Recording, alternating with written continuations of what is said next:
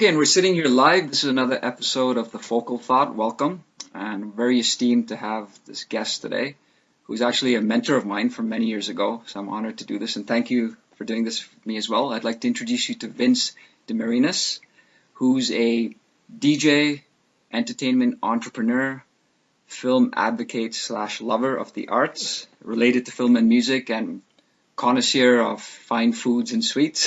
We Yeah. can add that. Yeah, sure, of course you can. We were Yeah, talking about coffee and pastries earlier. yeah.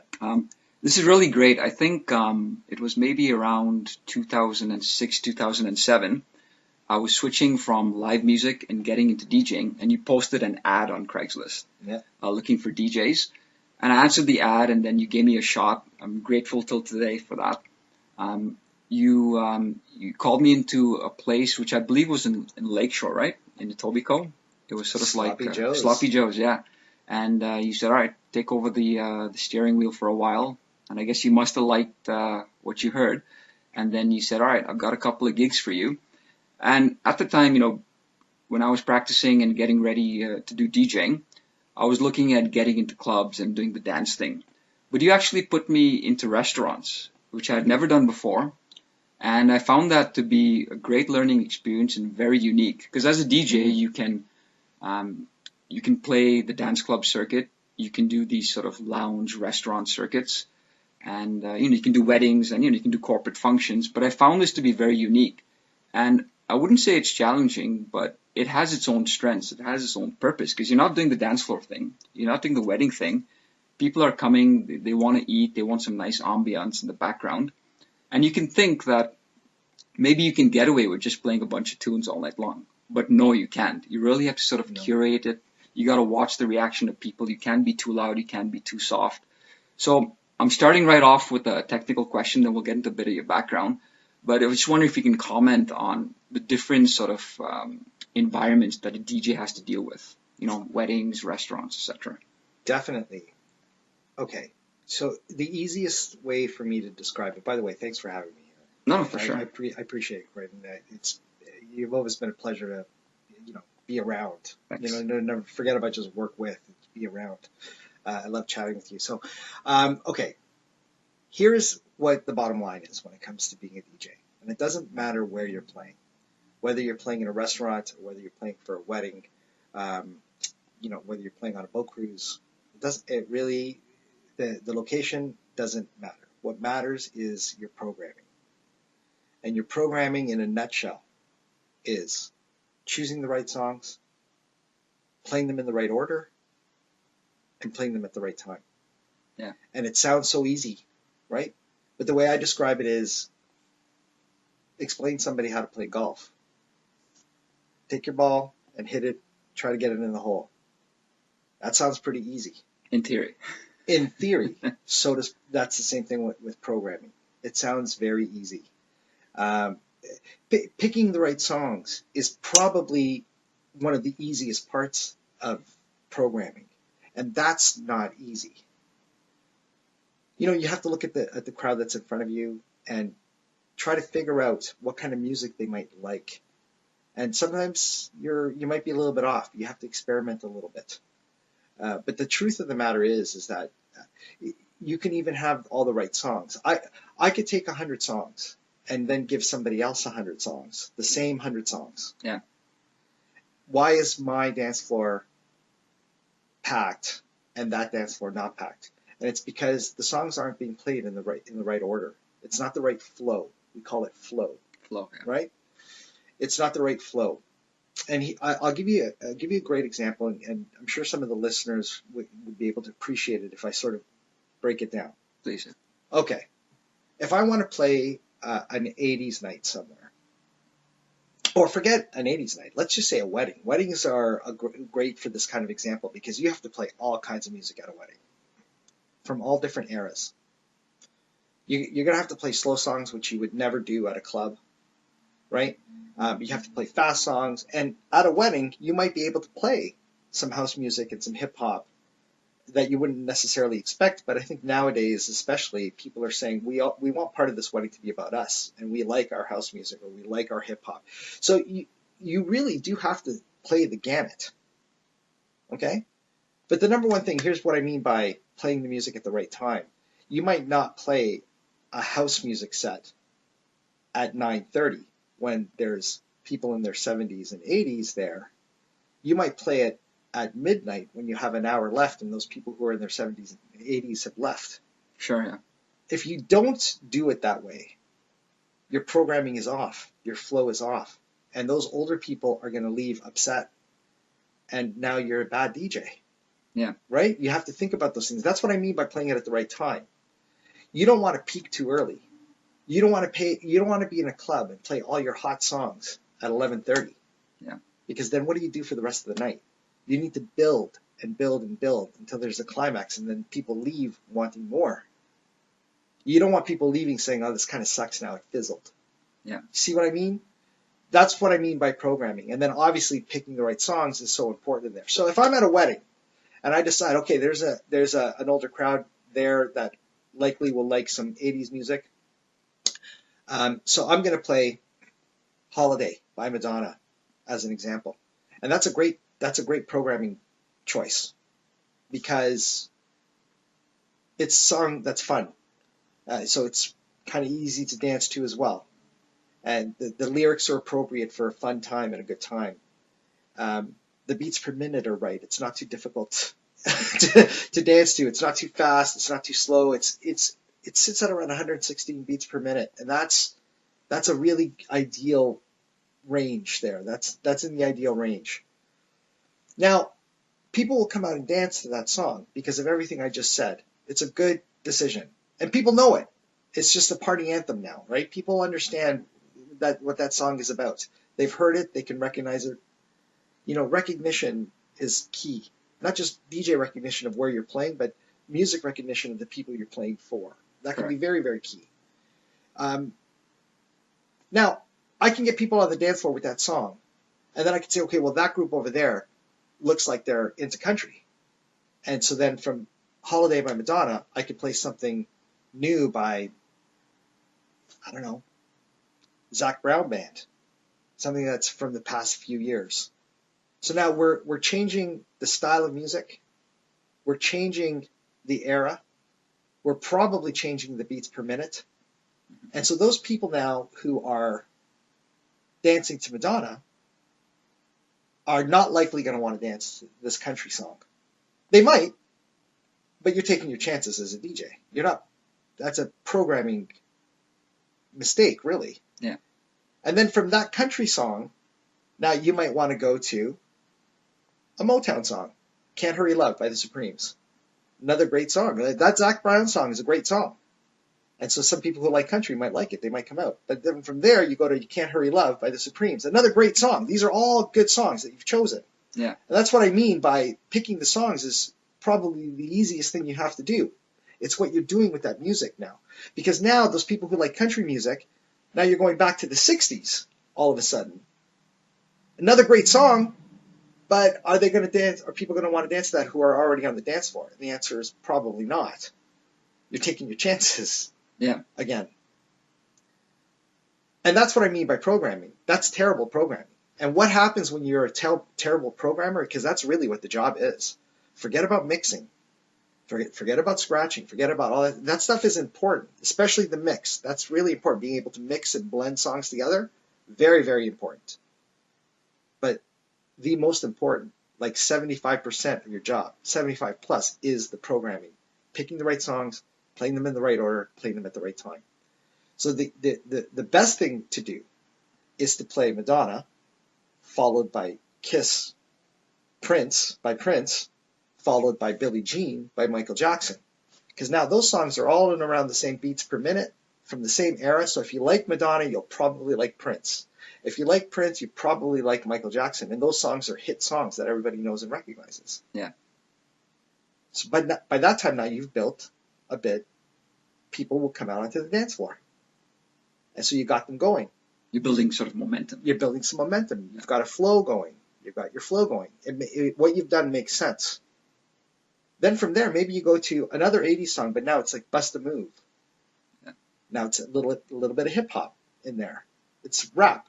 It's as commercial as you can get, but it's still rap. And that means That's kind of a good transition song. We call those transition songs. And so that transition song now, you've got some choices of where you can go. You can go to straight up hip hop if you want, but if you're at a wedding, you want to do that, maybe not. Maybe not early. So from there, you might be able to do something else that's a little bit more commercial, like, let's say, Funky Cole Medina. Yeah. And then from there, you can go to something that's sort of early 90s, from the 80s, early 90s, like Baby Got Back. People would love that. And then because Baby Got Back is such a fast song, for hip-hop especially, something that's considered rap, it's very fast. Now, you can go into some house music. Yeah. You can mix that into some house music. And the transitions work, partially because of the mix, but partially because you've built that momentum to get there. And lo and behold, you might have someone who's a senior dancing to house music just because you've taken them on that ride. Because you've taken them on that ride. Yeah. If you don't do it that way, people will lose trust in you. So it doesn't matter that you've picked the right songs. If you're ruining people's flow, they won't trust you. And even for songs that they like, they won't come out and dance now. Sure. You might as well pack up and go home. You have messed up that gig. Yeah. You've messed it up.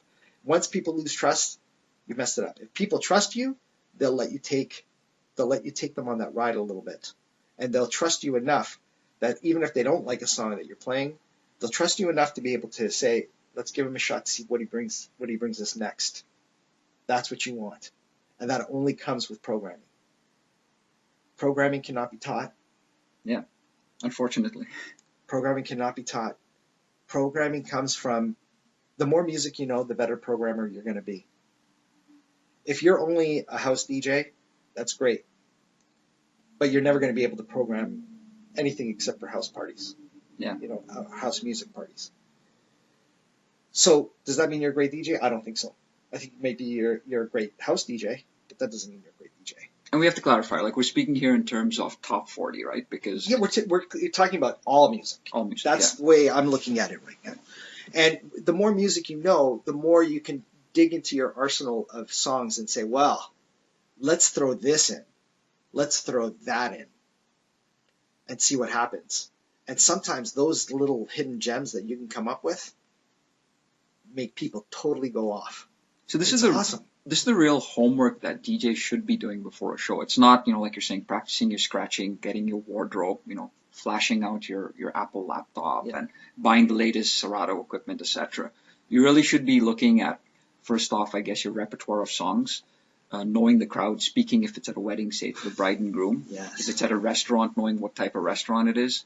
Knowing your tempos, knowing your volume, your dynamics, your production, all of those things have to be done first, which I don't think a lot of DJs might do, right? No, a lot do not.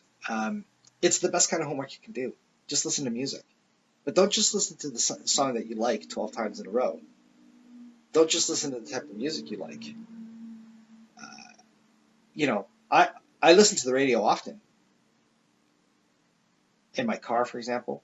Because I need to know sort of what people are listening to in general. It doesn't help me to find some sort of artist, some underground artist, and wow, I like that artist, so that's what I'm going to play. It doesn't help most DJs. Some DJs can do that kind of stuff. They have a bit of a niche, and that's fine. But most DJs need to know what people are listening to. Yeah. But in my car, I have the jazz station programmed in. Now, I'm a lover of music. I don't collect music because I'm a DJ. I'm a DJ because I'm a lover of music. I collect music. Nice. Right? There's the difference. That's what's made me successful. That's what's allowed me to do this for decades now. It's my love of music, and my love of music gives me a very deep database. So I can go and play a rock night. I can go and play a house night. I've DJed in the house clubs when we had a great club scene in Toronto in the late 90s and early 2000s. And I had residencies in the clubs down there. And I was playing a lot of house. Some of those clubs wanted me to play a little bit, of hip-hop and some top 42. And so I would do that. But I was also DJing in places where I was playing all rock. Yeah. I was DJing because I could. I love it all. And even Sloppy Joe's, that's a country bar, right? Well, they had a country night going on, but it's a place in the suburbs, basically. So It's a kind of place where you might have to play on any given night some country music as well. Yeah. You just have to have your finger on the pulse. You have to have an idea. Would I consider myself a great country DJ? I would not. But I know enough of it because I have to listen to everything in order to be able to go out there and try to appease everybody. Yeah. And you can't appease everybody, but you can do the best you can. And if you're not going to do the best you can, you need to find something else to do. Yeah. Where you can do the best you can, right? That's really what it comes down to. So yeah, my music knowledge comes from the love of music, but my music knowledge and my music backgrounds, my database of music knowledge comes from locking myself up in my room and listening to records. I don't even know if everybody who's listening knows what a record is, but you know what I mean? I used to listen to records, so put them on. I would go to school and we'd be listening to hip hop and we'd be listening to house music. We'd be listening to reggae, things like that. Yeah. Then I would come home and if I was with my brother, I'd be listening to a lot of rock and classic rock. And, I had one of my best friends was into like the new wave stuff, like New Order, Depeche Mode, things like that. So I was exposed to that and we would listen to a lot of that.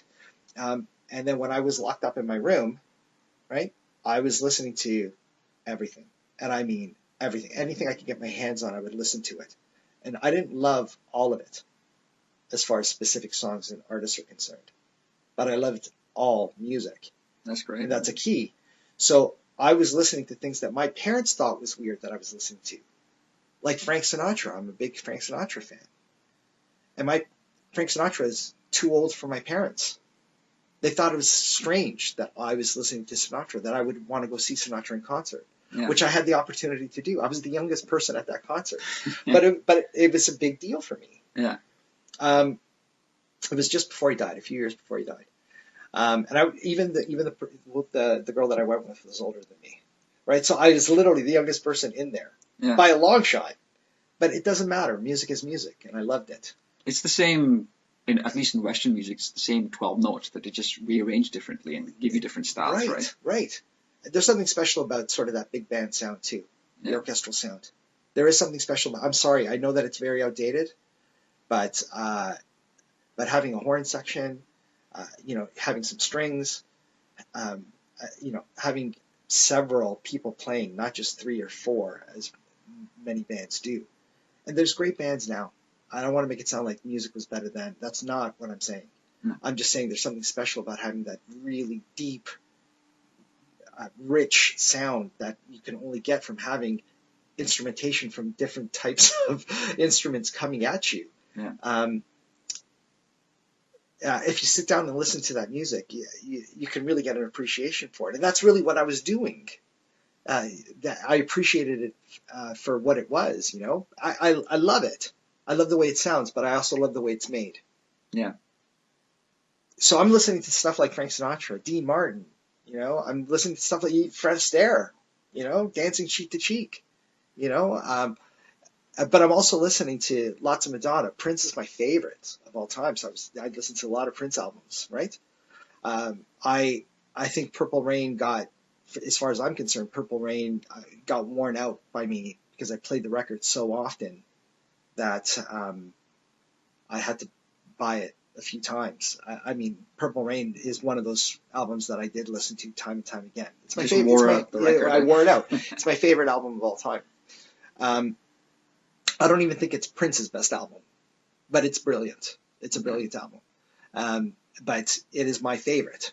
And if you could wear out CDs, Appetite for Destruction by Guns N' Roses, that would be the one that I played probably the most as well. But I'm listening to all kinds of different things, And being in this business, I find that helps immensely. It has put me in the running for gigs that most DJs would not be in the running for. And it'll give you a more holistic view and background too, right? To the approach. For sure. Can I give you an example? Please. So years ago, the Loose Moose was one of our clients. And they used to have a DJ come in and when they had concerts across the way at the ACC, now the Scotiabank Arena. Yeah. But it didn't matter who came in, they would put DJs in there. So if there was a country singer coming in there, Toby Keith was coming in playing at the ACC. They'd have a DJ, and we would have to cater to that crowd because that crowd was coming in. Yeah. But not all DJs even want to try to play that gig because they don't know enough. And you could maybe get away with playing one or two country songs, but when you're playing to a country crowd, you better know your country music or know something a little bit more than just one or two songs. Yeah. I know that spot well. You actually had me sub into the Loose Moose on one occasion, and I think there was a Siberian orchestra that was playing. The Trans-Siberian Orchestra. And I think some of the members, I'm not sure if this is correct or not, but they actually came to the Loose Moose. So this whole crowd. Right. You know, you used to maybe a Raptors crowd or, you know, sports crowd or, you know. But that's just it. So we were in there for hockey games, and that hockey crowd at that time anyway was, you know, a little bit more rock, a little bit more classic rock. We wouldn't be playing a lot of house music on that night. That place was like a chameleon to whoever came in. Yeah. We catered to whoever came in. But we, as an entertainment company, had to be prepared to be able to change with that as well. Yeah. And that's why we were there for so many years. I mean, I was very good on the microphone too. But that's one of the main reasons why we were there for so many years, was because I could be that chameleon. And that only comes from the homework that I used to do, which was just listening to music. End of story. You can't do those kinds of gigs if you only know one kind of music. You just can't. Sure. It becomes very one-dimensional, right? Very one-dimensional. But people aren't going to appreciate it. They're not going to want to come back. They're going to complain. They're not going to have a good time. So if Madonna's playing in there and the DJ is playing all hip-hop or all house music or all rock, that crowd is going to hate it. They're going to want to hear Madonna. So you need to be able to play lots of Madonna. But now what else are you going to play? Are you going to play all Madonna? Because they don't need a DJ to play all Madonna. They could put it on satellite radio, put it on a Madonna station. That's not what you want. What you want is to build and build and build. So you want to build before the concert so that when people leave, they leave on a high. They go to the show excited, and then they want to come back. And then you can play whatever you want during the concert because that crowd's not there. Yeah. But as soon as that concert lets out, you got to go back to playing Madonna. But what else are you playing around Madonna? Are you playing Michael Jackson? Are you playing Prince that they're going to like as well? Or now are you playing hip-hop and house or rock? Because that's still no good. Right? That's interesting. You have to be able to play other things. That's your programming. That's what I mean by your programming. You can say, okay, well, yeah, I threw a Madonna song in every 3 songs or whatever. But what those other 2 songs, what did you do? Were you able to keep the energy level up? Were you able to appease people? Were people excited about the songs that they were hearing? And if the answer is, well, you know, I played rock. Well, you're not really programming properly, right? It's not a fair approach to the people that you're playing for. And not to put pressure on any DJs, but if you think about it, if these people are going to see a concert which, you know, highlights some of the best entertainment people in the industry, then they're coming to the restaurant where, say, a DJ is playing. That concert has really opened up for you. You can think about it. They're the warm-up act for you. In a lot of ways. And these people are coming, like you're saying, stoked with this energy. So now you really have to curate the songs to keep that energy consistent. You really do. You really do. And, you know, we did it right at the Loose Moose. We really did. They used to have us come in before the games. They used to have us come in before the concerts to get the crowd riled up. Yeah. Because people would have to eat. Usually they would have dinner before the concert. So they'd have the DJs show up early. They did it right. And then during the show, things might slow down quite a bit. Depending, like if it's on a Monday night, you know, it might slow down quite a bit between, you know, whatever time, 8 and let's say 11. But then once that concert lets out, if people were excited about what you did for them before, that's the key. That's why they used to have us come in early. Yeah. If they were excited about what you did before, they'll come back. And that's what the bar wanted, was for people to come back. But you can only do that if you're catering to that crowd. Yeah. That's it. There's nothing else to be discussed about it. So if you're thinking that you're catering to the crowd by playing one Madonna song every 3, because Madonna is playing in concert across the street, but the rest of it is not, you don't care about what you're playing. You're just playing for yourself, or you're playing whatever. You're not doing a good enough job. You might have a few people come in, but you're not going to get a lot of people coming back. Yeah. And that's what you want. You want it to be packed after the show. That's how these bars are going to make their money. And we did it right. We did it right. So, and if I may interject, like you're saying, all it takes is one song just to lose the trust of the public, right? it could take one song. But trust me, if you do it 2 or 3 or 4 times, your trust will be broken that quickly. Yeah. It can be broken that quickly. So you really need to think about this. You need to show up. You need to show up prepared. People, DJs that show up, there's gigs that I don't need to prepare for as much because, I carry so much music and my music knowledge is so good that I can maneuver, I can figure it out. But you still shouldn't take your chances, especially with, like, let's say a new gig or something like that. Yeah. You want to hear another example? Yeah, sure. We DJ'd a heavy metal wedding once. And I mean, this was a legit heavy metal wedding. This couple wanted metal. And we're not talking about just play Enter Sandman and they'll be happy. We're talking about that they wanted metal. His vows to her during the ceremony were lyrics to Nothing Else Matters by Metallica. Nice. Like, these people were metal. But they didn't want Enter Sandman. They wanted Battery by Metallica. Oh, okay, yeah. And so none of the DJs wanted to play this gig because many of them don't know anything about metal at all. The ones that had an inkling of some metal and hard rock didn't feel comfortable enough playing to a crowd that is knowledgeable about it. See, that's the key. And the DJs are right to do that. If they're out of their element, they shouldn't try it because it's going to be a disaster, especially for a wedding. On both sides, yeah. Yeah. So many of them were just like, Vince, we can't do this. We're not comfortable doing this. And that's exactly the right answer. That's what I want to hear. Yeah. Over the years, we've had DJs that just want to take gigs. Even though they're out of their element, in their mind, they'll get through it and then they get paid. But really what ends up happening is that they get through it and then they get fired because that didn't go well. Yeah. Right? And there's nothing else I can do. I can't really trust them under any other circumstance now. You can't take a gig that is specifically for something. And if you're talking that kind of metal that they want, which is authentic metal, it can only be done by someone who's come from listening to that metal, being a fan of that metal, right? And would I consider myself a metalhead? Absolutely not. Would I consider myself an expert in metal music? Absolutely not. But I listen to metal. Yeah. Right? I listen to everything. And I know enough, right? I know enough about it that I can manage. And here's where communication is key. This is where it helps programming. Not only did I convince them not to play all metal, but then I was getting out of them exactly what metal that they wanted. And that made my life easier. Yeah. That doesn't mean, just because now I'm getting some specific artists and songs, that doesn't mean that makes your night easy, because you still have to program properly. The flow. Yeah, the flow still has to be there. The flow still has to be there. And there's some songs that are just much too aggressive to play early. Now this was a metal wedding. And what you need to remember about this, and here's the flip side of it now, Croydon, is that we're also doing a job. We're also doing it for a client. And that client is your boss, in essence. So there could be a crowd in front of you that wants to hear house music, but the bar owner is telling you to play country. That's what you're here for, is to play country.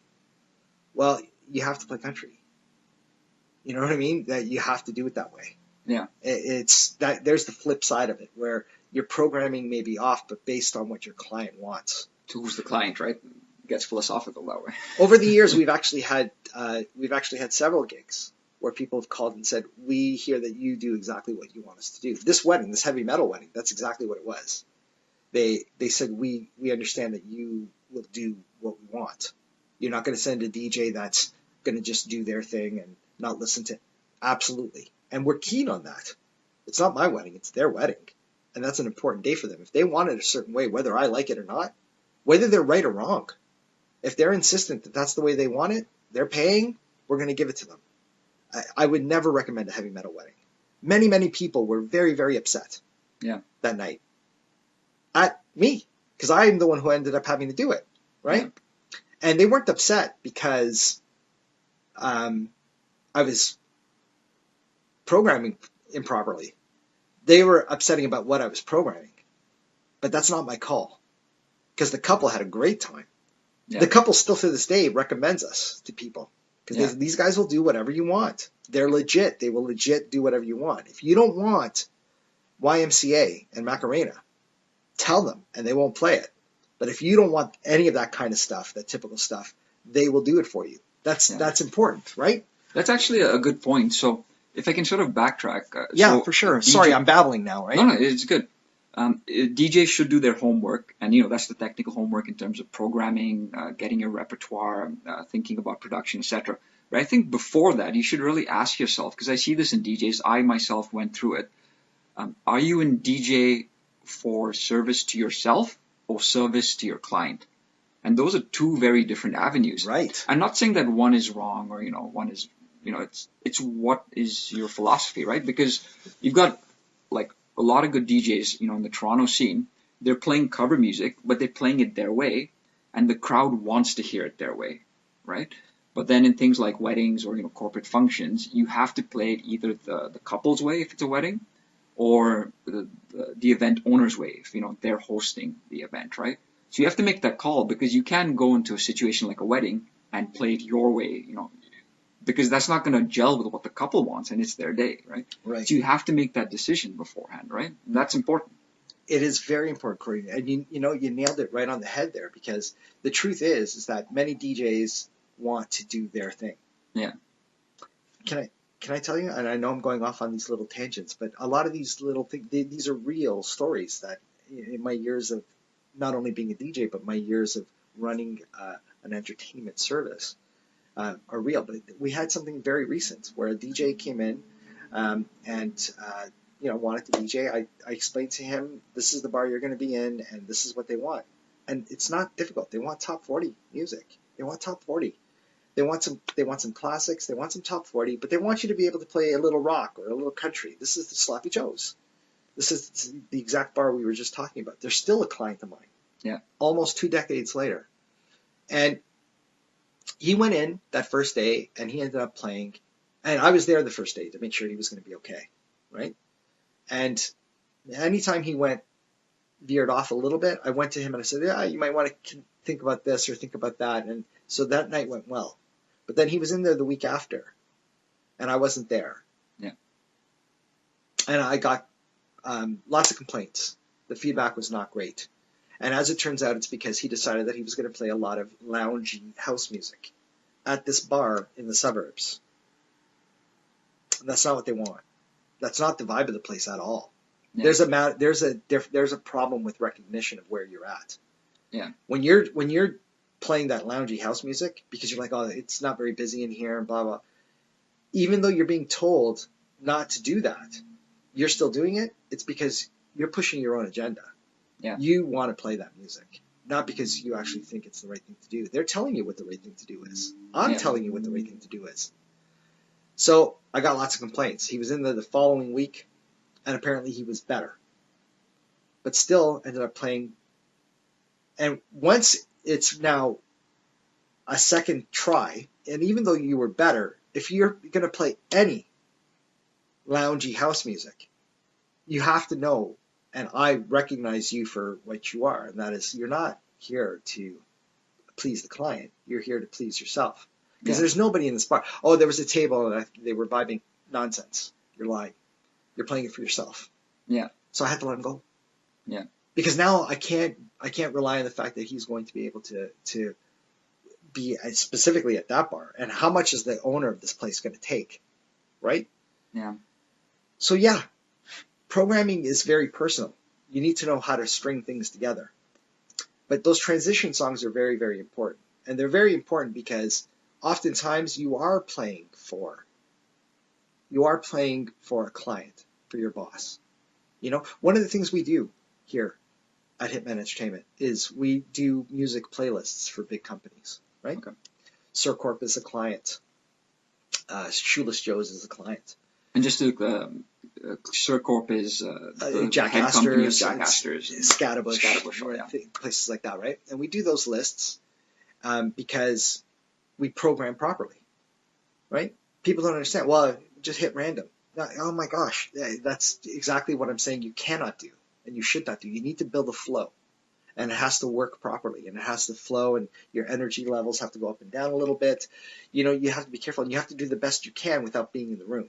When you're in the room, you could say, oh, this crowd is a younger crowd, I'm going to play newer music.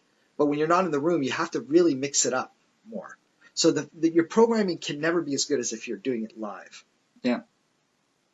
But because I'm a DJ, and the people I have working on these lists are music people, we do the best we can with that sort of idea in mind, that we're trying to make it flow without being in the room. And you've done a lot of these gigs that you can see the pattern, right? Yeah, so you know kind of what to expect. So we have an idea of what to play.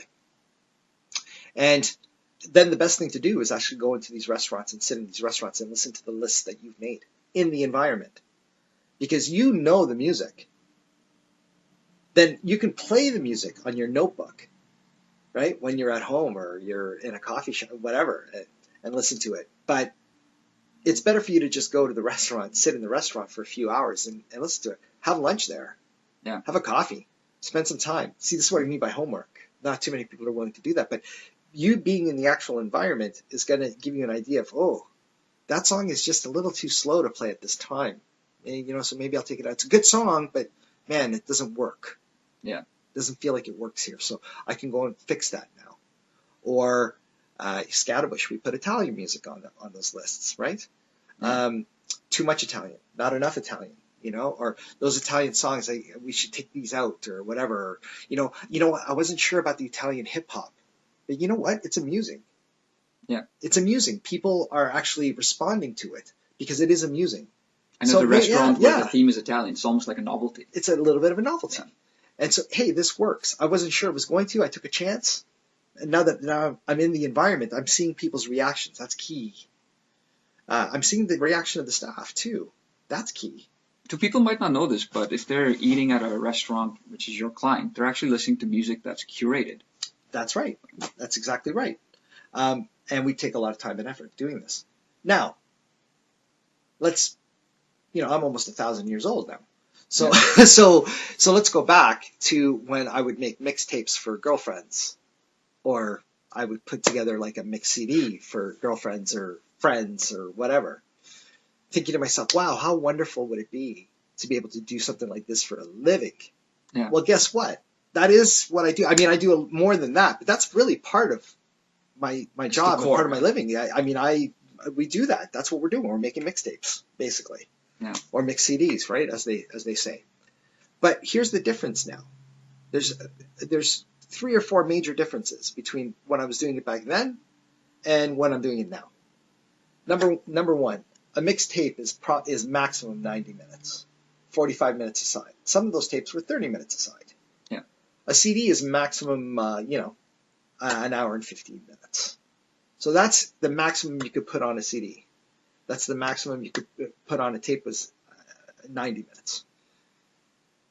And so there's that. The lists that we're making now are much longer, so they're a little bit more labor intensive. Yeah. So that's one thing that's different. The other thing that's different is the deadlines. Once you add deadlines to anything, it's a job. It's, I can go and put a few songs on, now, or I could take the time that I needed. And if it didn't get done, on Monday, then I got done on Wednesday, no big deal. But with deadlines, it becomes a job. So there's a little bit more pressure there. And that's a good thing because it'll make your programming more professional in terms of the approach, right?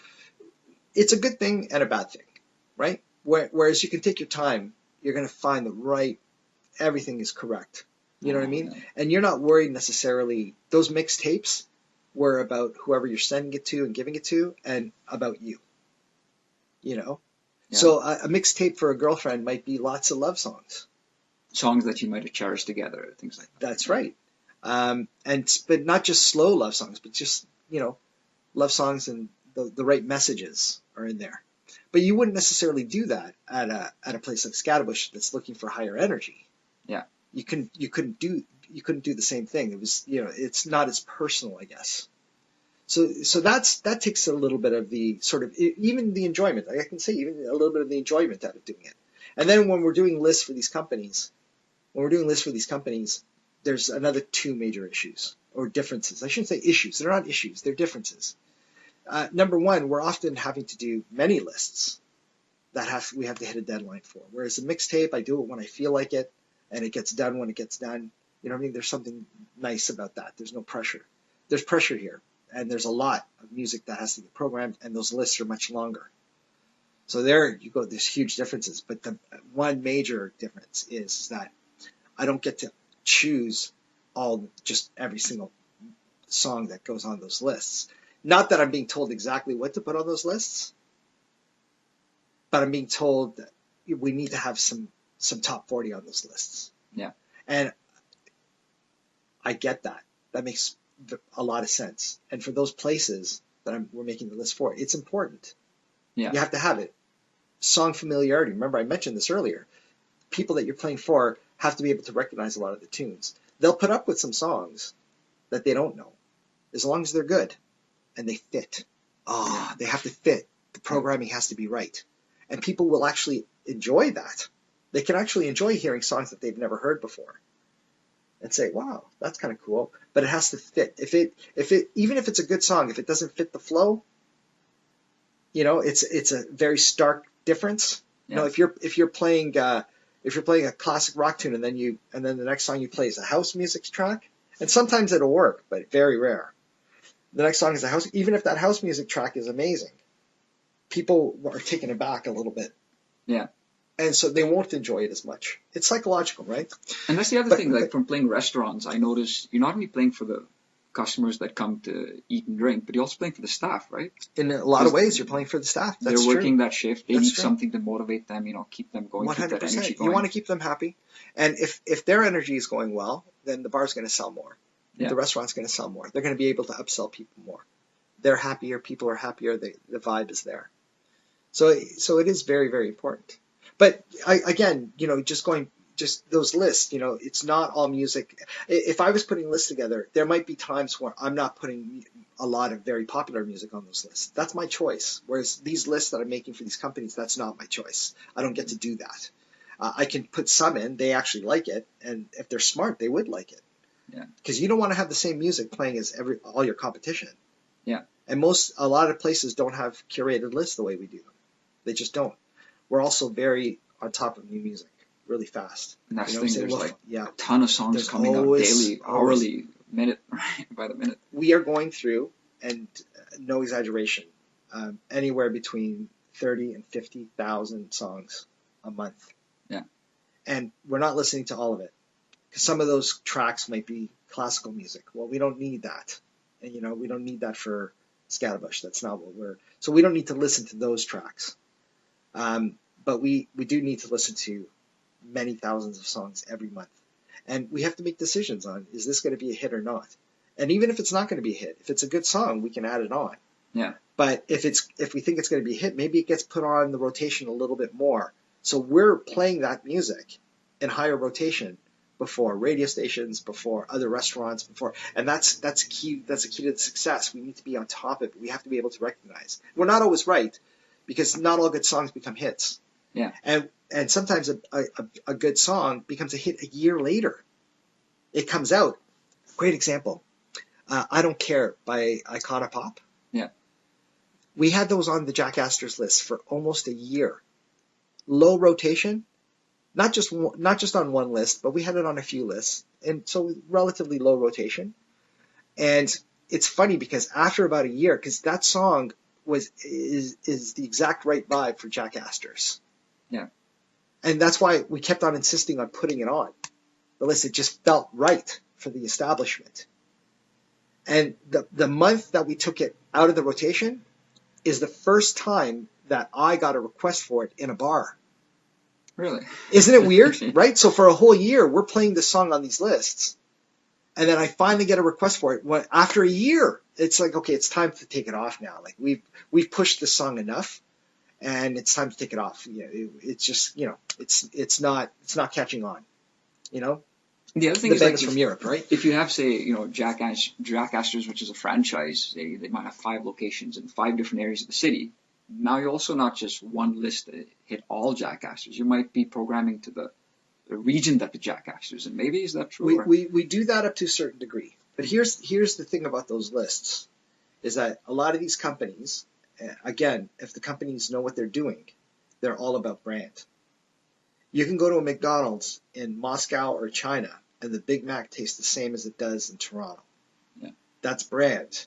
You can go in, you can recognize what's on the menu, and that's brand. That's their company brand, right? The way they set up their furniture, the flow of them walking in, The colors, the colors and everything. It's all part of their brand. So the music is part of the brand, and it's a very important part of the brand. Companies that don't care about that stuff, maybe it's not having a branded fingerprint music, that might not shut you down. But certainly if you're doing that, you might be making other mistakes that are to do with your brand. Consistency is really what the important is when it comes to brand. Yeah. So we have done lists. I'll give you an example.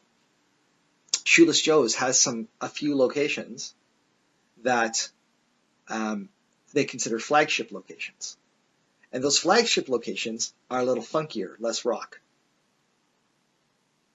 Those locations feel like clubs, like the way they're set up. They almost feel clubs. They're restaurants, and very clearly restaurants, and still sports bars. Yeah.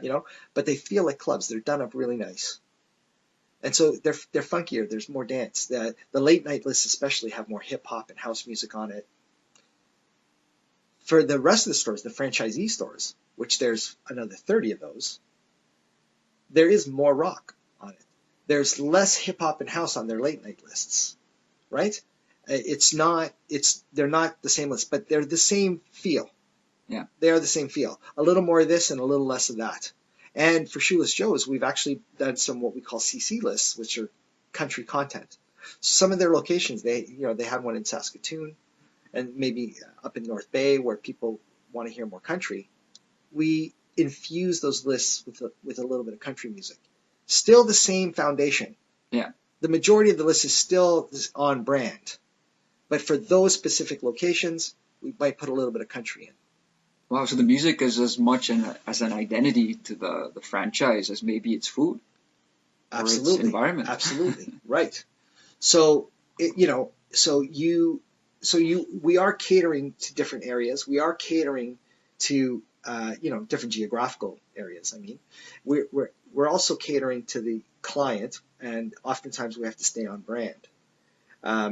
And so sometimes that could be as easy as saying, okay, well, let's just put a little bit of country music in here.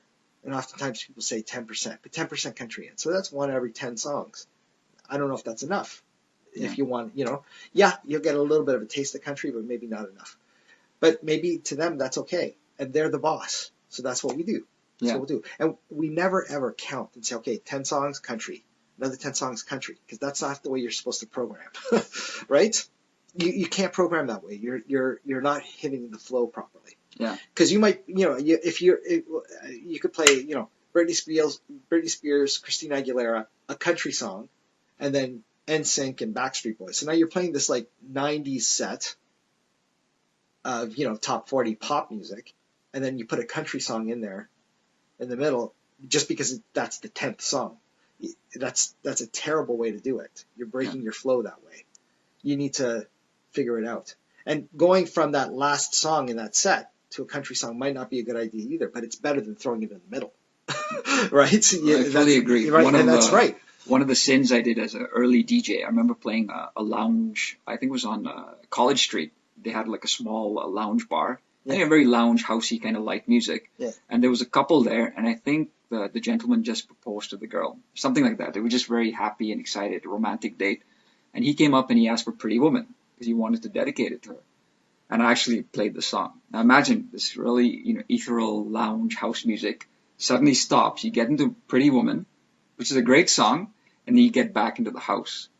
The bar owner immediately came over and said, "What is this about?" Yeah, what are you doing? Everyone felt that. It was like a glitch in the whole thing. 100%. And I have to explain, look, this couple there, I felt bad for them. They're having a good time. He said, doesn't matter.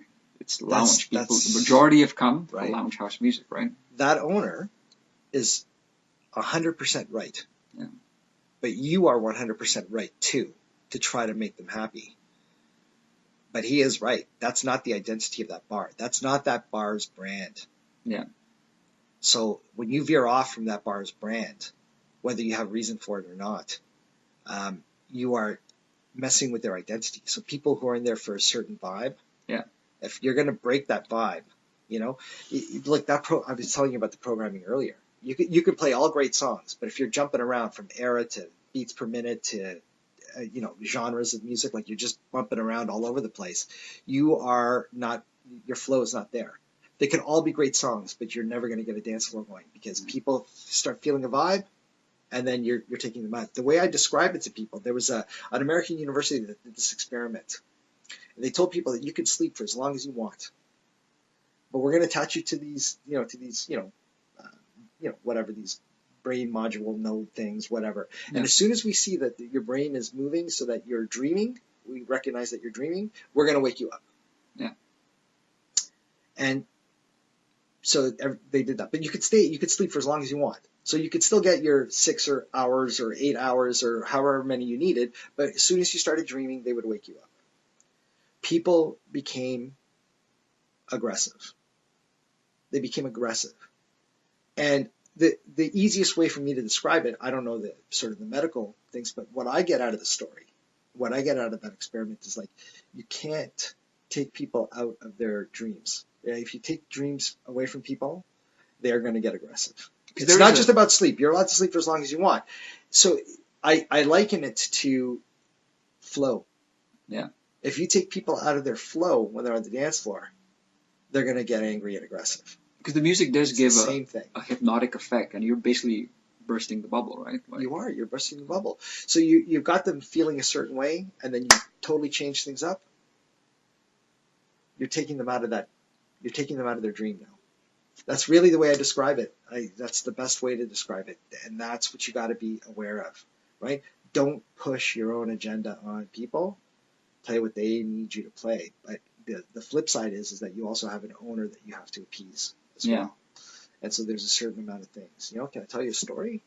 So I was DJing in one of these big clubs downtown at that time when I had residencies, and the owner came up to me and he said, Vince, I've noticed that you keep the dance floor going all night long. And it's such a weird statement to make, because as a DJ, I feel like that's what my job is, to keep the dance floor going. Like, why are we having this discussion? It sounds like I'm going to not like the next thing that's coming out of his mouth.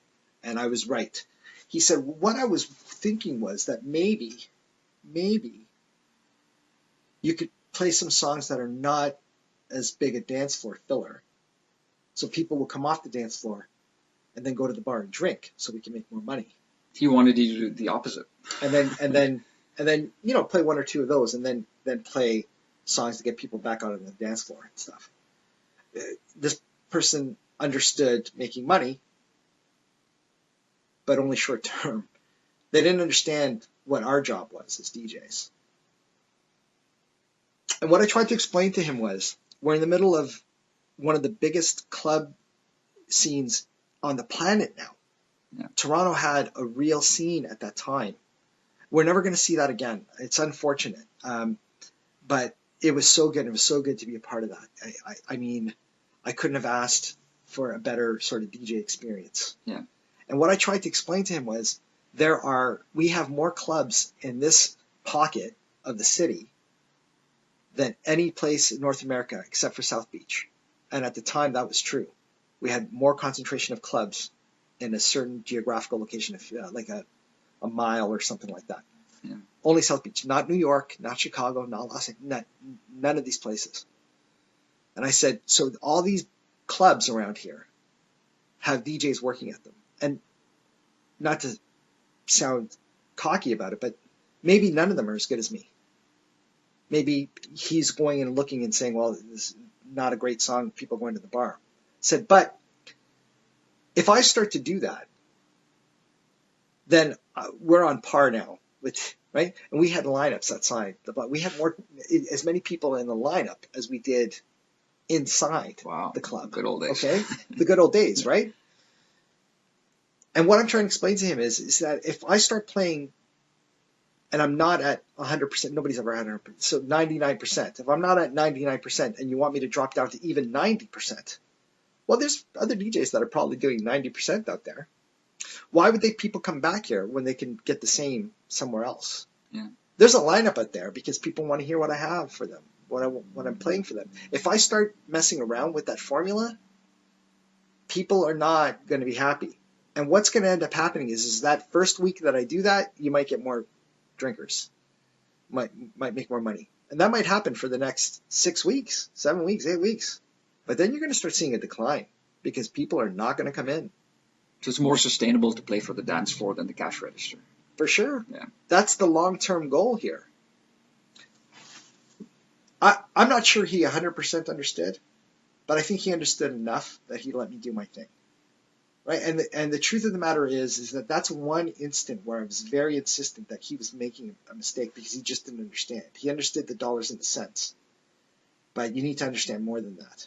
Yeah. Right? You're making all this money because people are coming in because they like what we're giving them. And naturally, if you please the dance floor, the cash register will automatically ring. Whereas, yeah, you could play bad music, and if people aren't on the dance floor, maybe they go to the bar and have a drink. That's true. But that's not sustainable. You can't sustain yourself that way. And this goes back to flow. How many times can I break their flow and people want to come back onto the dance floor? Only so many strikes. They're going to lose. There's only so many strikes, Croydon. That's it in a nutshell. They're going to start losing trust afterwards in their DJ. And once they lose trust in the DJ, forget it. Just pack up and go. You won't be able to get that dance floor going. And those people won't want to come back. Why? Why would they? Why would they want to come back? Yeah. There's no reason for them to come back. They can go someplace else, right? They can go someplace else that might have cheaper drinks, or you might not have to pay for parking or not as much for. There's just so many things, so many other options. That's the thing about Toronto. The competition's fierce here. And it's changed. I mean, I'm glad you brought that up because, me, myself, growing up in that early 90s, going to the late 90s, getting into 2000s, that intersection of Peter and Richmond, if you stood there at, say, 1 in the morning, back then when drinking hours were till 1, right? Mm-hmm. You stood there at 1 in the morning, you'd see all these people come out from clubs, and all the buildings around that intersection were basically all clubs, right? Like places like Limelight, Joker, Money, etc., Afterlife.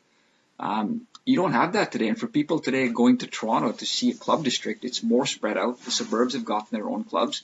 We'll never have that again. It was such an exciting and powerful time to be in the club scene, right? Yeah, and I've said it, you've now said it. We're never going to see that again. And I think that, if anybody's listening to this thinking, oh, well, it's possible, maybe we could build back up to that. The reason why I'm saying it's not possible is because these were actually political decisions that got made. Yeah. This is not a matter of business. Because we were booming at that time. This isn't a matter of business and dollars and cents. This is in that respect. The clubs were all doing well. People were coming here from all over the place. Yeah. There was a few issues that occurred. The one of the top issues was when condos started getting built in the area. People were like, "Oh, I want to be down there." You're 26, 27, 28, going to clubs, loving life, wanting to be close to the clubs, wanting to be part of this action. Yeah. And then 10 years later, you're 36, and you go to walk your dog on Sunday morning, and you have to walk around vomit. Yeah. And, garbage. Or deal with noise, Yeah, or dealing with noise. You're not as into it as you used to be.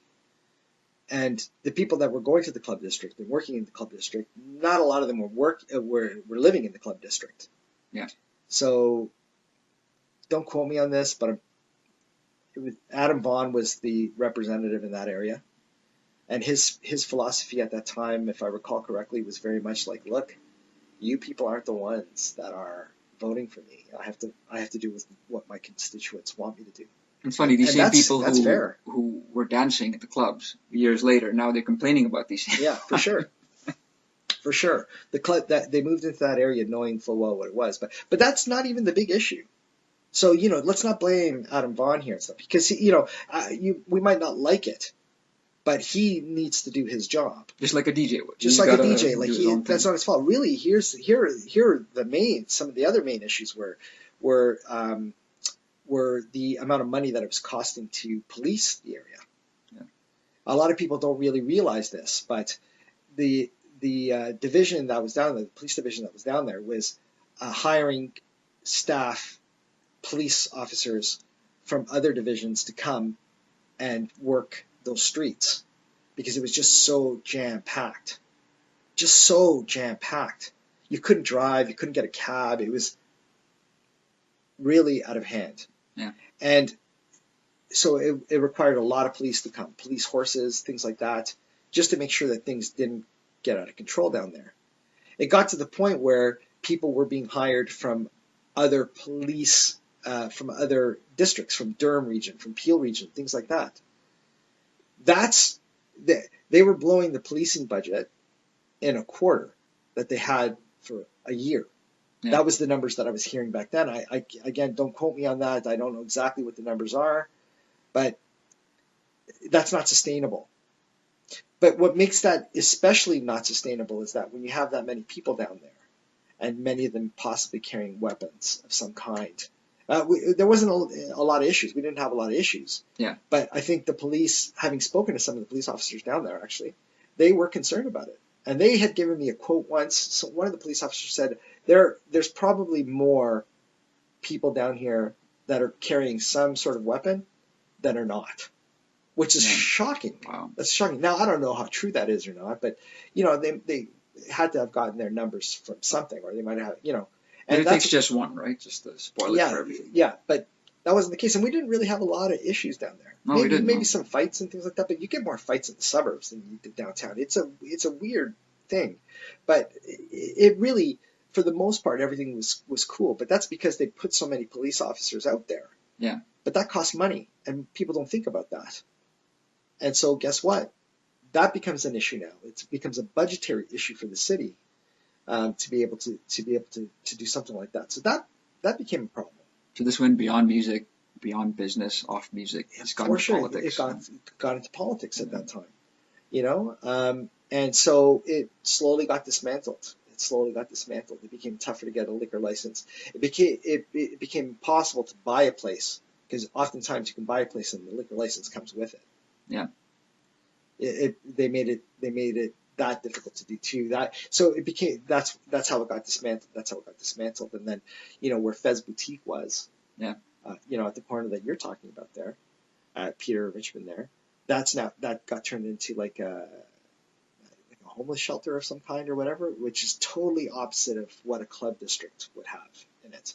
Yeah. And so I think that part of it was they're specifically doing things down there to make it so less appealing for clubs and to make it less appealing for sort of the club goers to go down there, things like that. But that's what you have to do politically sometimes. You have to do it in that way. You have to change the environment. You have to change the environment, and you have to build. You can't just say one day, nope, we're shutting everything down. That's not fair to the club owners. Yeah. But eventually, that's what ended up happening. So, and there's more reasons than that, but those are some of the big ones. And that's why I can say we're never going to see that in Toronto again. I think that the city has sort of learned from that. And they can call it a mistake. I don't think so. Toronto was booming on those nights. People were coming from all over the place. I remember people coming in limos from Montreal, taking a limo from Montreal. Can you imagine that? And when I was younger, Montreal was the place to go. Yeah. And now people are coming here. And we were internationally recognized as one of the best club districts, in the world at that time. And that's not a joke. But that came to an end, and it's unfortunate in some ways. But I think the reasons, and especially now that I'm a little bit older, make sense. I just wish there was a way we could have done it differently. I wish that there was a way that we could have maintained it, because I think in a lot of ways it was good for Toronto, but the things that made it not good for Toronto actually ended up outweighing what the sort of the bright spots. That's too bad. And just as a good DJ must do, you just have to adapt, right, to the changing environment. You do, and I've had to adapt many times. And business goes up and business goes down, and we're a tricky industry. Especially nowadays where everybody can claim to be a DJ. Yeah. Everybody. And I'm big, and we talked about this, and I gave you your first shot and things like that, and I'm big on that. I'm gonna make you audition and get an idea of if you actually do know what you're doing, Um, and I can usually tell within a few minutes. That's the truth. I can usually tell within a few minutes. But even if you're not great at that audition, I can usually tell if you've got potential to actually polish things up. Yeah. I think that's important. See, here's the thing, Croydon. Everybody has to play a first gig. Everybody. You know, and sometimes that first gig goes okay, and sometimes it doesn't. And depending on what the environment is, you have a better or worse chance, right? And playing your first gig for a company has its advantages in a bar, you know, or a restaurant or whatever, but also has its disadvantages. Playing a first gig at a house party has advantages, but also has disadvantages. But either way, you have to play your first gig somewhere. Somewhere, yeah. And then you have to have people willing to let you play again and again and again. You got to grind your teeth a little bit, and you have to start to learn that programming is key. If you're just trying to play what you want to play, you should never ask for a paycheck, right? Because then you're just sort of promoting what you want to do. Yeah, and that's okay. Just do it in your own sort of realm. Sure, but if you're looking to get paid, then you need to sort of be able to do what your bosses, whether your clients, are telling you to do or what they need done. And sometimes you don't like it, like heavy metal wedding, right? And now I convinced them to play other music, but at one point they actually said to me, they said, "Look, Vince, we're going to play some polkas," because he was Polish. She was of Italian descent, and so she said, "We're going to play some polkas now for the older people. We're going to play some tarantellas. We're going to play some rock that's not metal." That's key, right? Because that's almost like you're transitioning them.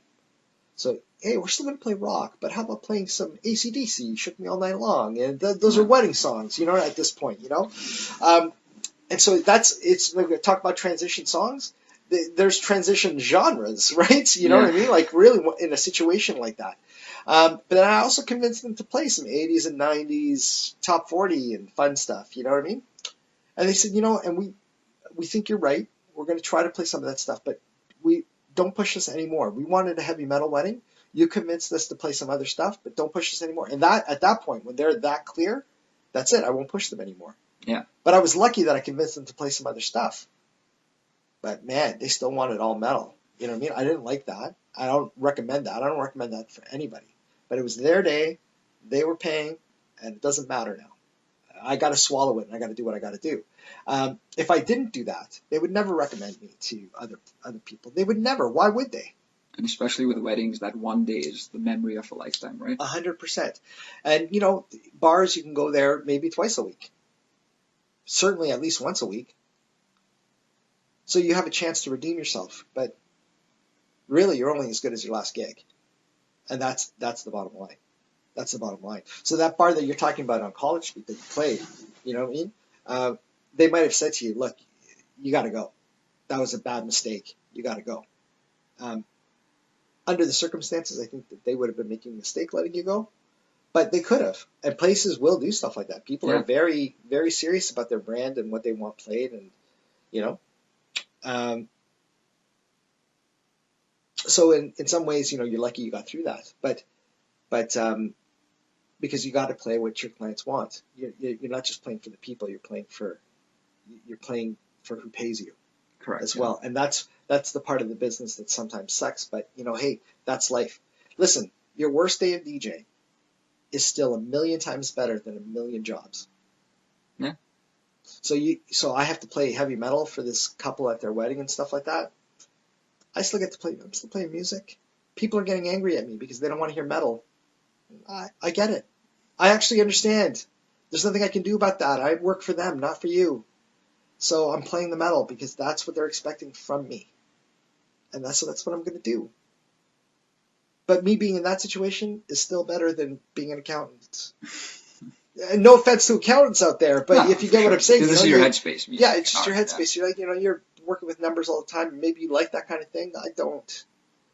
But they see, and there's another thing about running a business. I still have to do my books. I still have to do some stuff. I have people who can do it, but I do a lot of it still because I need to be on top of it, right? I still need to be on top of it.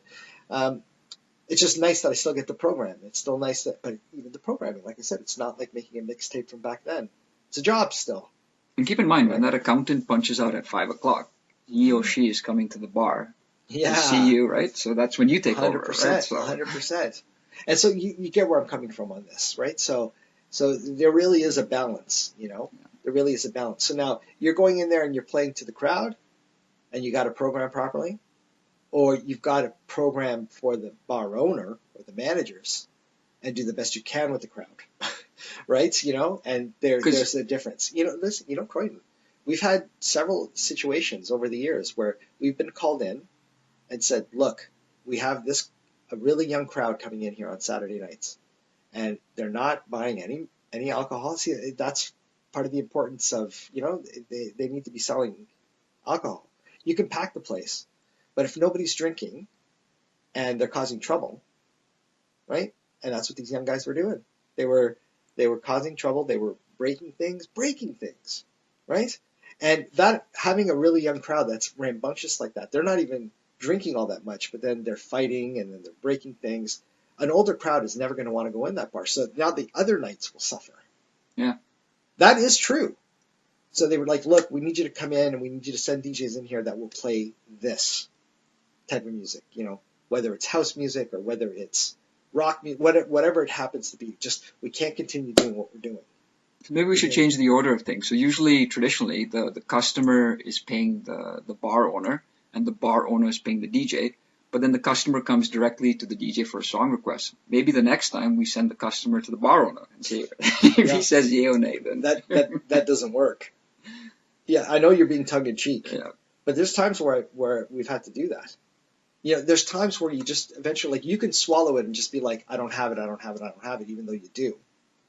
Um, but there's times where you know somebody's really complaining about it. And it's like, okay, look, it's not in the format. I can't play it. Sorry, you know. And in a situation like that, the bar owner is definitely doing it wrong. The bar owner, you can't just go from, let's say you're playing hip hop one night, right? All hip hop, and then say, well, I don't want this crowd coming in anymore. So next week we're going to play all rock. Wow, you're asking for trouble now, and that DJ's got a very tough job ahead of them. yeah. Right? You can't do it that way. You have to transition out. The bar owners are the ones that created the problem in the first place by letting it happen. You know, whether it was the DJ that did it or not, if you're the owner or the manager, you're seeing what's going on. Yeah. So now you've got to transition it out. It didn't happen overnight. Trust me, it didn't happen overnight. So you can't expect it to go away overnight now. Yeah. All right, you're going to get pushback on a decision like that. But we've had bar owners who that's what they wanted to do, and it's like, okay, we'll do this for you. You know what I mean? And those are very tough gigs. Those are very tough gigs to do because now you're playing something to a crowd that's expecting one thing. The whole crowd is expecting one thing, and you're playing the opposite because you want to get rid of them. That's not a nice way to get rid of them. It's just not. It's just not a good way to do it.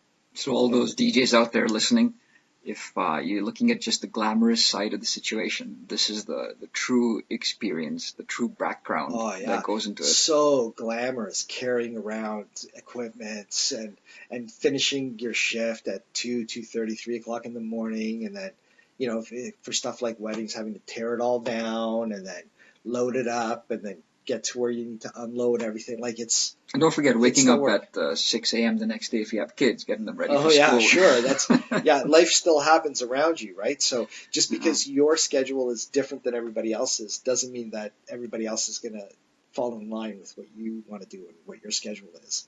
Um, you know, I've missed a lot of birthday parties. I've missed a lot of get-togethers because that's when I'm working, you know. That's life for me, right? Yeah. My social life is very different. But now I'm actually married and I do have kids.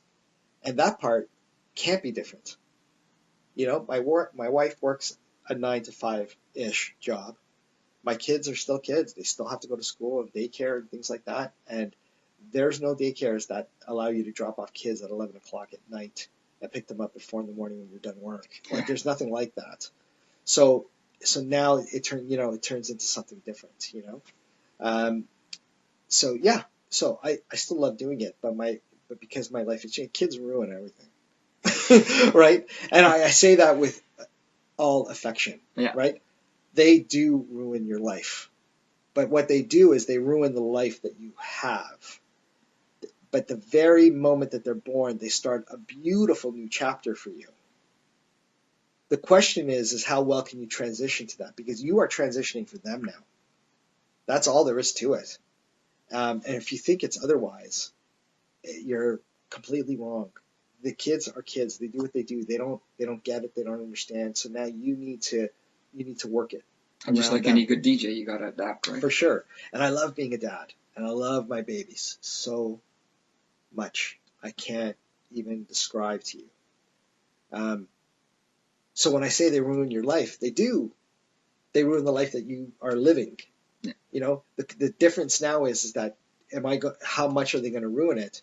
And if they don't ruin it completely, so now I don't go get a 9-to-5 job, which I do work 9 to 5, but I'm also still working at night, whether I'm DJing or not, whether I'm handling other things or not. I still have to go out there and talk and have meetings and check in on DJs and things like that. Like I'm still out. Hey, like the saying goes, there's no smoke without fire, right? For sure, for 100%. You know, but having kids now, it's, you know, so they could ruin it to the point where I'm not DJing anymore. I'm not going to run this company. Or you continue doing what you love. That's really the key in all of this. You know, do you want to be a cool DJ? Is that what you want? Or do you want to be around music? If you want to be around music, maybe you could be a good DJ. If you think it's just cool and glamorous, you should get a YouTube channel and try to make stupid videos and see if that works for you. Because you're going to ruin people's, you know, nights. If you go out there and all you want to do is be a cool DJ, right? You're going to ruin people's nights. You're going to break the REM. Yeah, well, right. You're going to snap them out of their dreams. You know what I mean? That's the truth of the matter. And you know, the truth is also, look, some of those people could be good DJs. But I think technology has made it too easy for people to claim to be DJs nowadays. And so for those few people that never would have had the chance, who actually are good DJs, we're getting hundreds and hundreds and hundreds more that are shit. They just have no business doing it. They don't understand the programming part of it. Yeah. They just think, you know what, I'm going to do.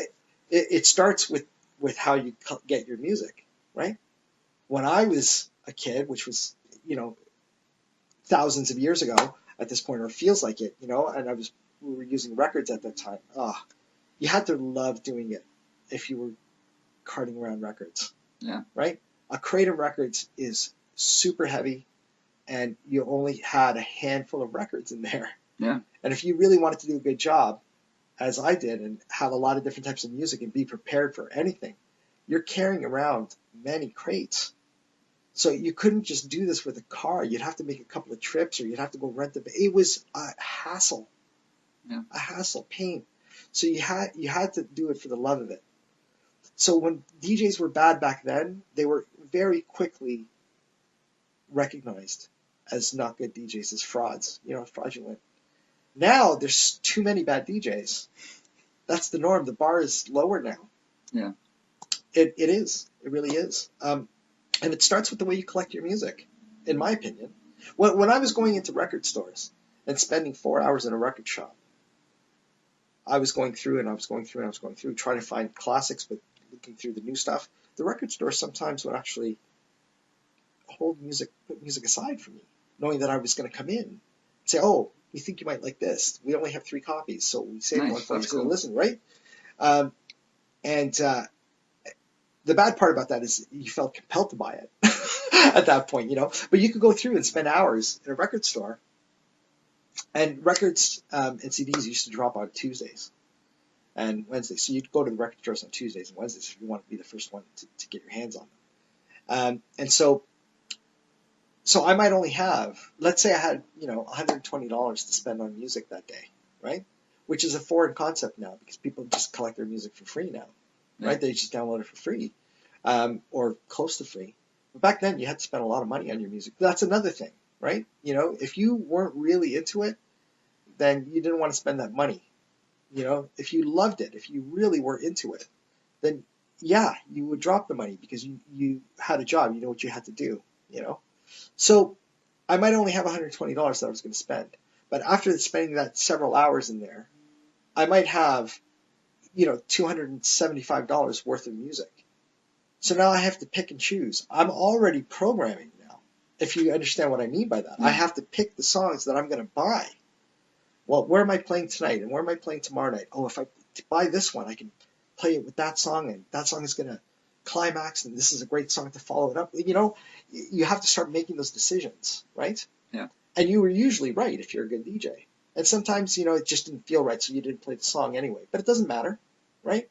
So you already have to start programming. You're listening to it. That's the key. You're listening to it. You can't program properly unless you listen to the music. End of story. The programming will expose it. 100%. So now you can download thousands of songs and thousands of remixes of songs, and you can download them in a matter of minutes, and you have this big database of music. But it doesn't mean anything, because if you're not listening to it, you don't know what to do with it. Yeah. You don't know how to match up songs so that the flow stays good. You don't know if that remix, this song could be good, but you don't know if that specific remix is going to be any good. It might be really aggressive, like techno-y sounding, and that's not going to work at the bar or the restaurant that you're spinning at. But the actual original song is a little bit more funky, more commercial even, if I can use that word. It's not necessarily a bad word, but it has a bit more of a, of an appeal to it, in the sense that it's people can take it in a little bit better. And that, right? I think, makes them mark of a great DJ. Like, let's say aggressive, like a remix that has aggressive techno sounds to it and things like that are really in your face and loud and abrasive almost. There are remixes like that, and some people like it. But if you're in a bar or a restaurant that's not really what the expectation is, and you play the song because I know the song, it's just a remix of the song, and then you end up playing that, that's a disaster, right? Yeah.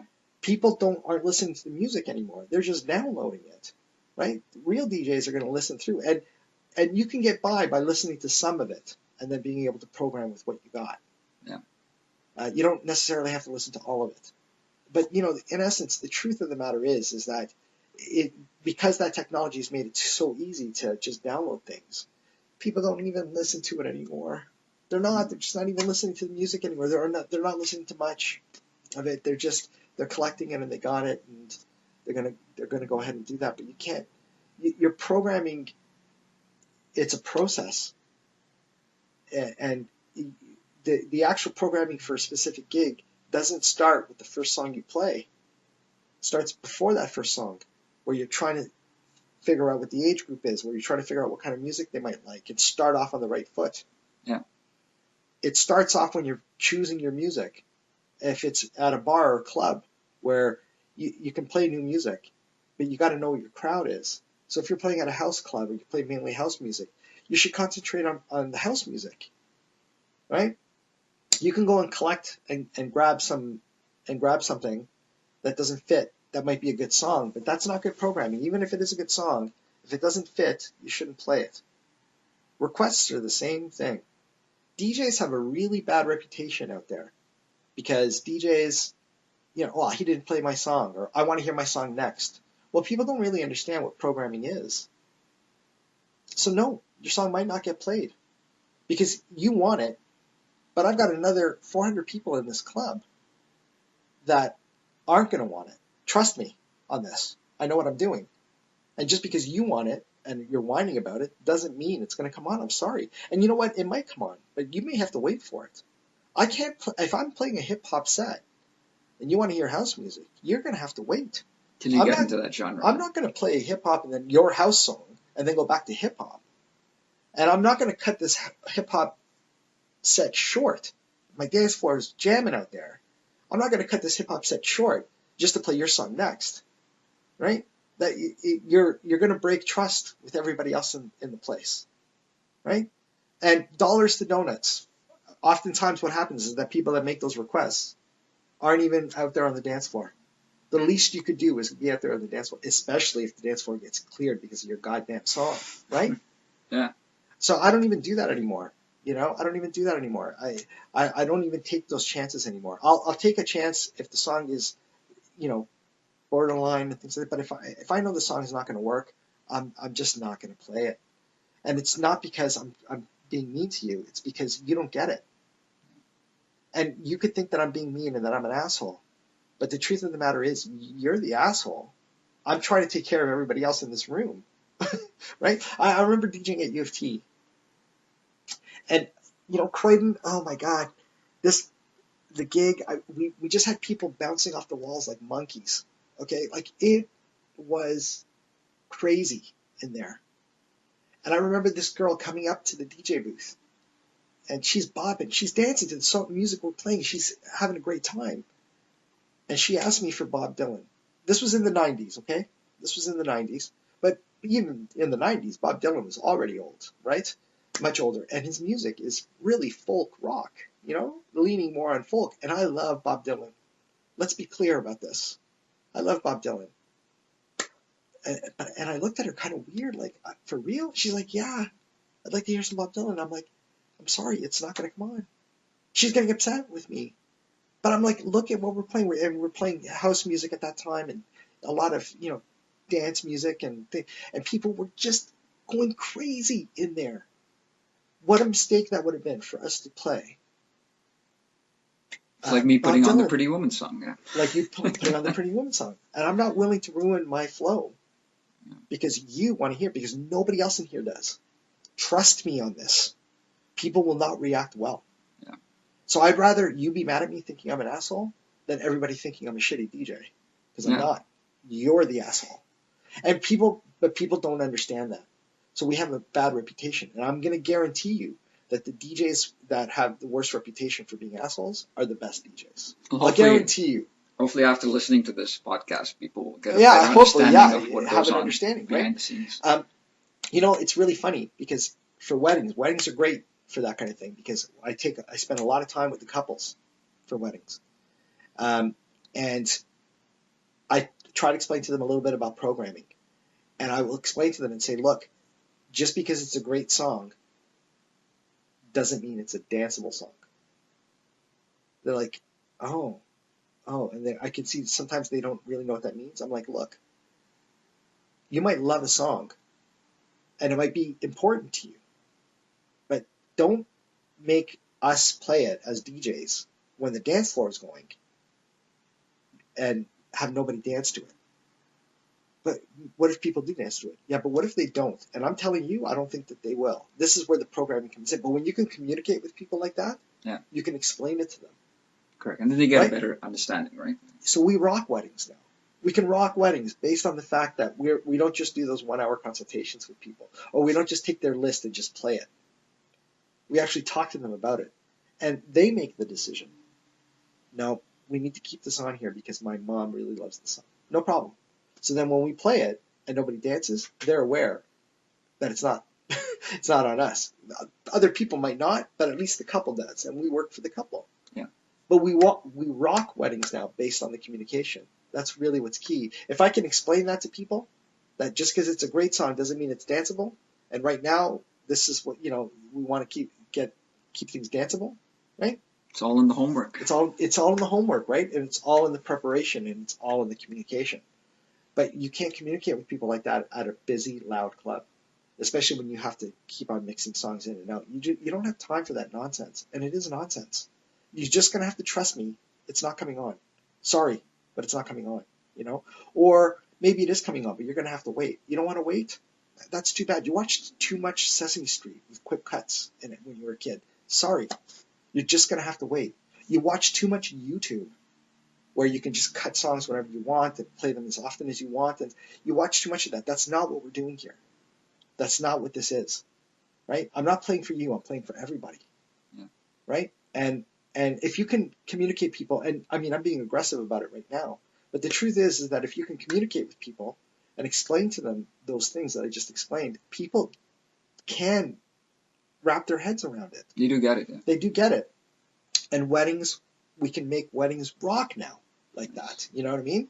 Because we've had time to communicate ahead of time, right? So the expectations are there. They know that a couple of songs that they wanted are not going to come on because I'm making them make the decision on it, saying, are you sure it's danceable? I will send people home to go and try to dance to things. I will. And every time they'll call me or at the next meeting, because we also do 2 meetings with couples, right? We don't just do one. We spend like 6 hours with couples over 2 meetings. And they'll come back and they'll say, oh, you were right. It is awkward to dance to, right? I don't know what we were thinking, you know? And so yeah, you have to be able to do that. You have to be able to direct people properly. You have to be able to help them understand so that they can make those decisions as well.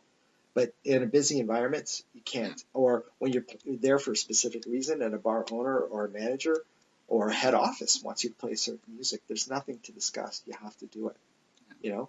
And you've come across that experience at that place on college, you know, and that's really what it comes down to.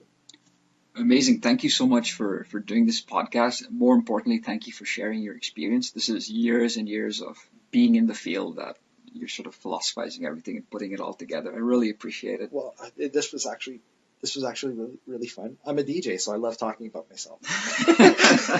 No, but Croydon, honestly, great seeing you. I haven't seen you for a while now, you know. And I mentioned this at the beginning of this, but it's I just love having you around. I love talking to you. I always get something out of the conversation. You know, I learned something when I talk to you. It's crazy, right? We've got the flow. And we've got the flow. So this was really great. I'm glad we got to see each other. Amazing. Thank you again. And I'm going to put in the show notes a website link where they can contact you for your services. Awesome. That's great. That's great. That's even better. Yeah, that's terrific. Awesome. Okay. Thanks again, Vince. Okay, buddy.